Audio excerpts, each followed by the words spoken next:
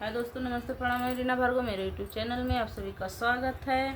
शोर गीत लेके आए। अच्छा लगेगा तो लाइक कमेंट में बता देना। नए होंगे आप लोग सब्सक्राइब करना। धमाकेदार चुटकुला शोहर गीत है। पहिले पहिले अइली गवनवा, पहिले पहिले अइली गवनवा, पहिले पहिले अइली गवनवा हो। राजा खटिया का पाटी दे समझाव, समझ के दाना रह जइया हो। राजा खटिया का पाटी दे समझाव, समझ के दाना रह जइया हो। धन मोर माई धन माई मोरा नाने कैनांगिनिया, समझ के धना रह जइया हो।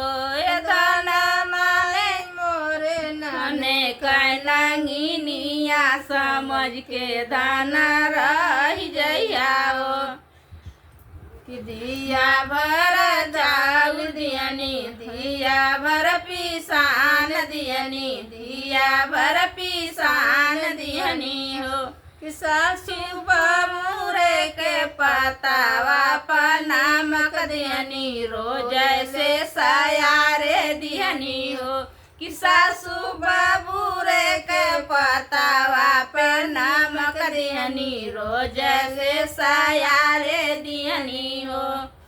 अरे 14 गो जनाना बतवनी, 16 गो मर्दाना बतवनी, 16 गो मर्दाना बतवनी। लइका या ना कूत बतवनी, लइका या ना कूत बतवनी हो।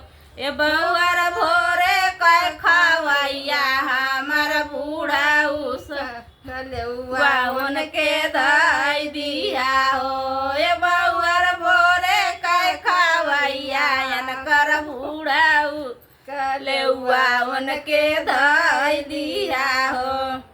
के कर पतई के कर दूधिया हऊ, के कर बिटियावा हऊ। काई अइली धाई अइली साइती बटोरी, अइली साइती बटोरी अइली हो। सासू आज मोरे सिरवा गमा काना त जाई के परोसियावा हो।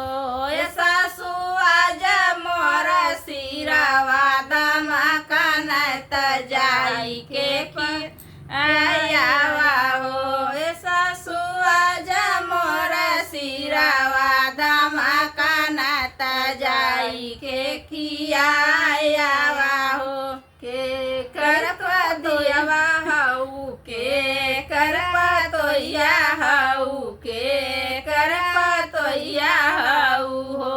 हर कहने भागे कबीरियावा त बाट तोहराय देलू हो।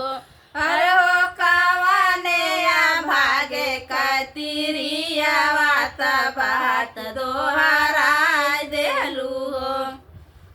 जनक का बिटियावा हई, दशरथ पतोया हई, दशरथ पतोया हई हो। सासू पढ़ला पंडित का पत्रियावा बात दोहराय देली हो।